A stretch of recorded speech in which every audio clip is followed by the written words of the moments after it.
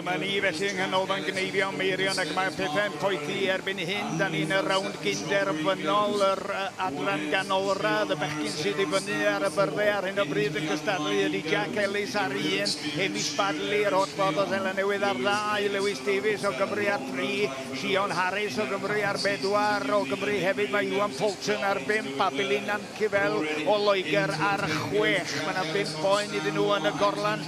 Mae'r gystadleuaeth yma wedi cael ei noddi gan y Wednesday ac mae nhw'n gefnogwyr mawr i'r sioe. Wrth gwrs, a diolch am hynny, mi fydd y bechgyn yma'n cystadlu am wobre sylweddol, sef gofr goffa T.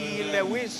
Honno'n cael ei rhoi'n blynyddol, mi fydd geith y buddigol hefyd Hampys Lister, cryf a 60 o bunnoedd, felly digon i anelu ato fan hyn, a mi welwch chi enw mawr yr cwmni Lister. Mae yna gwmni eraill i gael, wrth gwrs, megis Heinegger, ond mae Lister yn noddi'r sioe yma yn sylweddol, ac wrth gwrs tu ôl i Lister mae un o enwau mawr y cneifio'r byd, sef Sir David Fagan. A mae o yma heddiw, a mae o wedi bod rhoi darlithoedd amser cinio i'r bechgyn. Mae i gyd yn luna sut i hogi.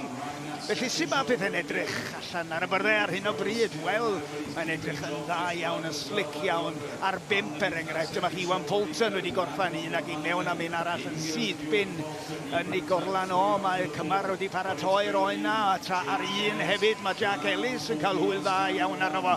Jack Ellis, a dweud y gwir, oedd y cyntaf i gael oen i lawr i'r gorlan gefn yna. Mae hynny'n cyfri am lot, achos mae hynny'n golygu bod nhw wedi achub y blaen ar bawb arall o ran cyflymdra. Trio cadw y cyflymdra yna ydy'r gamp. Wedyn ar 6 i mewn a Billy Nancifel o Loegr ar gyfer yr oen nesaf.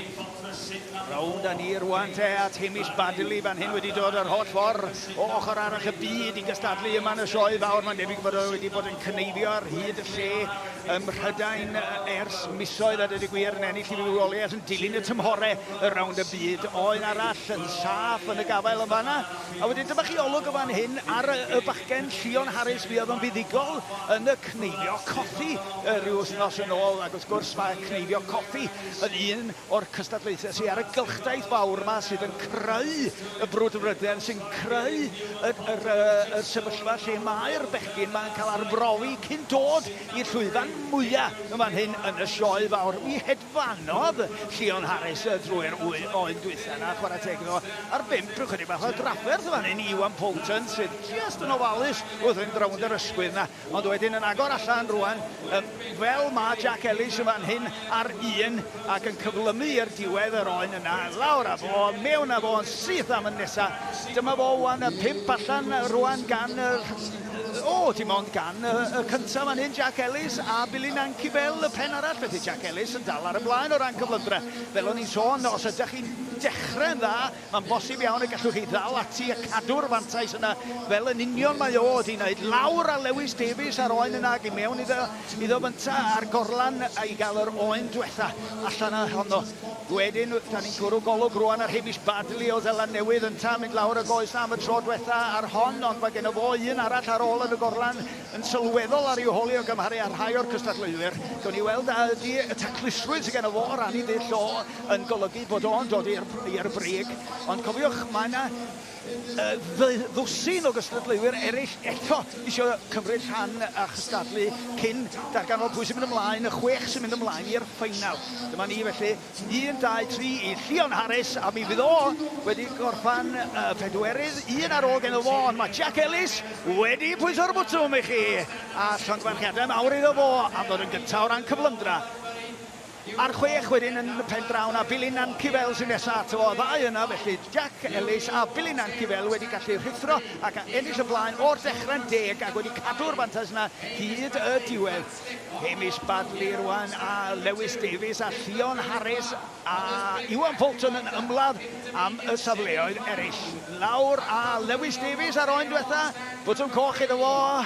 Edrych fyny ar y sgorfwr. Diolch i'r cymar a... Ie wir, sychu'r chwys na.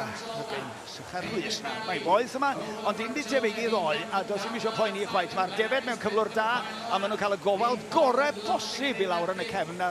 Lle mae yna ddigon o awyr iach iddyn nhw chwarae teg. Mae'n i rwan ystodiau hirion y fan hyn, y long blows gan Sion Harris, a wedyn yn fan hyn mae Hamish Badley yn mynd i orffen i 5 medr oen, ac mi fydd o'n hapus iawn i gael gorffen, a gweld y wenol na sydd yn hedfan o gwmpas y llwyfan yn ei longyfarcho hefyd. Ie, mae yna wenol fach yma, credwch neu yna i gyddio, yn mwynhau'r awyrgylch, mae'n debyg. A wedyn, ie, yma ni, Sion Harris di hwn. Tybed ydi o'n mynd i fod yn fuddigol yma'n hyn. Ddim o ran cyflymdra, ond falle o ran taclusrwydd. Gawn ni weld. Botwm coch, lawr ar oen diwetha. Flic i'r llawddarna'r hantis na i gael hwnnw'r rhydd, chwarae'n ddiogel bob tro, diogelwch ydi pob peth. Dyna fo, Iwan Poulton, diwetha i orffen. Da iawn, ond i bod yn gystadleuaeth o safon uchel dros ben. Lawr i'r beirniad rwan i benderfynu pwy sy'n dod yn fuddigol.